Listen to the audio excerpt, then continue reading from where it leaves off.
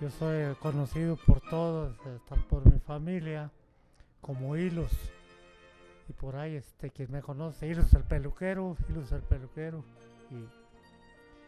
Y me he identificado tanto con mi apodo que por ahí me llaman por mi nombre Carlos y siento que no soy yo. Y mi hermano, por burlarse de mí, decía que yo era Cirilo. Y Cirilo, eh, pues él era más bien mi hermano. Como estaba, como estaba muy pequeño, tenía el defecto de no pronunciar bien las palabras. Y en vez de decirme Cirilo, me decía Hilo, que significaba Cirilo. Y ahí por el barrio, cuando jugábamos que a las canicas, que a los trompos y los juegos de niños, algunos me decían Cirilo, otros me decían Hilo. Entré primero yo a la escuela, después que entró mi hermano, me decía Hilo. Y ya empezaron a decir, yo, Hilo, Hilos, Hilos. Como que era muy fácil el apodo, Hilos, Hilos. Y se fue el Hilos, Hilos, Hilos, Hilos hasta la fecha. Y ahí nace el apodo de Hilos, de Cirilo el papelero. Me gustaba escuchar a las gentes mayores por ahí en mi barrio contar leyendas, anécdotas y casi siempre de aparecidos, de tesoros, de esas cuestiones. Y me aficioné yo me fui por ese lado y me gustó la historia. Y ya de ahí entré al oficio de la peluquería. Y la peluquería es una información muy, muy grande. Y a través de tanto año, imagínate lo que no, lo que es visto y escuchado, tantas y tantas. Por ahí yo vivía en un barrio donde al mismo tiempo que era orilla de la población, estaba a 2 cuadras del centro, así que era centro y orilla. Y por ahí seguido salía el cuento de las personas mayores, no sé, con la posiblemente con la cuestión de ser protagonistas de algo, que habían escuchado La Llorona y empezaban a hacer el mito grande. ¿No escuchaste tú, fulano, La Llorona? No. Y la otra por hacerle el dueto ahí. También había escuchado y al ratito ya todo el mundo había escuchado La Llorona que había pasado por ahí. Y como por ahí donde yo vivía había cerca unas casas de mala nota, pero luego agarraban que por ahí se aparecía seguido La Llorona porque estaba cerca el río y porque estaba esa casa de mala nota y, y La Llorona significaba algo malo. No, pues La Llorona por acá pasa porque aquí están esas casas malas y tanto que por aquí por el barrio de San Nicolás decían que se aparecía una mujer semejante a La Llorona, que ya después de la medianoche quien la veía andaba en ropas menores o transparentes, que tenía un cuerpo muy bonito y supuestamente salía del puente de Paso de Álamos, ahí del río. Y al dar vuelta a San Nicolásito, por ahí se levantaba, se elevaba y se iba hacia arriba y mostraba su cara, una cara que semejaba una calavera o algo feo. Y se hacía el mito grande ahí, que la mujer esa y que la vio fulano y que la vio sultano y así que para el barrio de la Piedra se aparecía un charro por ahí a caballo y que por el barrio de la Calavera, así los mitos. Y eso me atraía a mí mucho, que los cuentos de los arrieros, de que se encontraron un dinero, una pila llena de dinero, que decían que todo nada, pero como no podían cargar con todo ese dinero, se les desaparecía y que la cueva de Rentería, toda esa cosa que se hace mito y todo eso me atraía a mí. Escuchaba yo en la radio de aquel tiempo porque había 2, 3 radios cuando mucho ahí había un radio primero y luego dos. Y pasaban un programa que se llamaba el Monje Loco y el Ermitaño. Y la silla se oía ruidos de puertas tronando y rayos y lobos o perros aullando. Y eso me daba mucho miedo, pero me atraía, me gustaba, aunque... y de ahí nació esa cuestión de los mitos, por ejemplo, extraño que aquí alrededor pues se ha casi extinguido todo lo que es la fauna y la flora.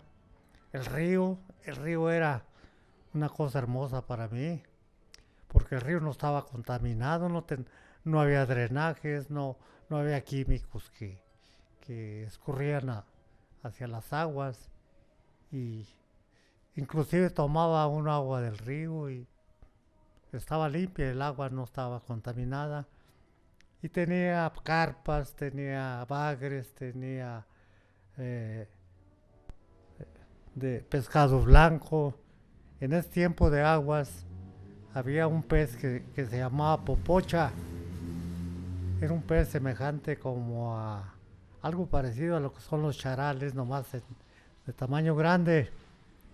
Era un pez muy lleno de espinas.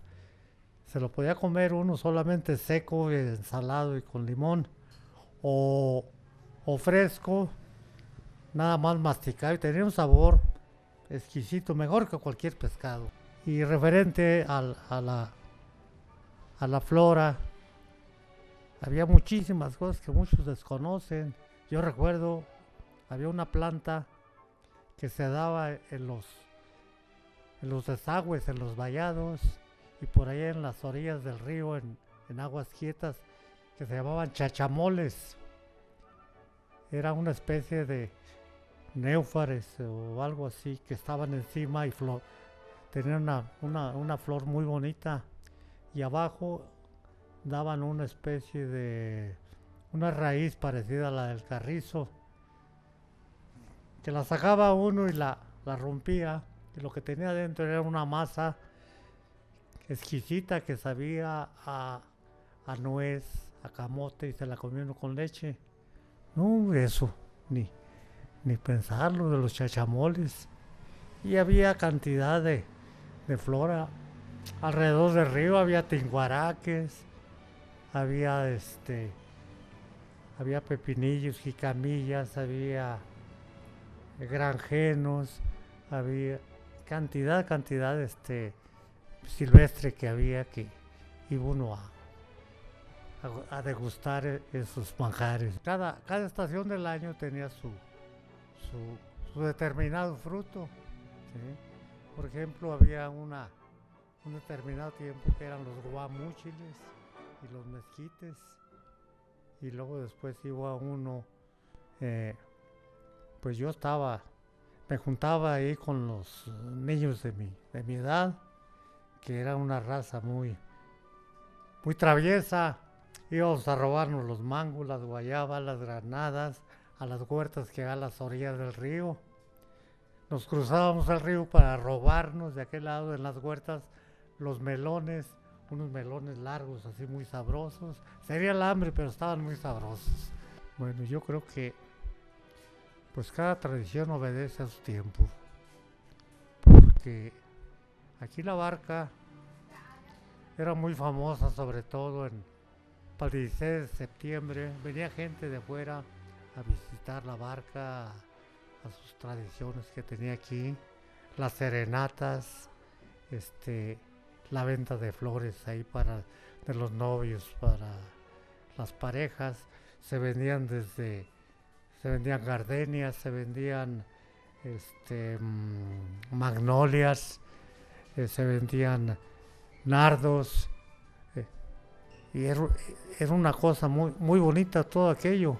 Y la tradición de la banda los domingos tocando ahí en el kiosco, tocando música, valses y esa cosa, aunque eso era lo bonito, pero lo negativo era de que había una distinción muy marcada entre las clases, porque en ese tiempo por decir en los 50, de que yo recuerdo, en la plaza principal los domingos, daban vueltas por el centro las personas de nivel alto, los ricos, y por fuera, pues la gente de clase baja, la chusma, y andaba la policía, unos 4 o 5 policías, los mandaban ahí con unas varas para apartar la gente, y si veían a alguien así mal vestido o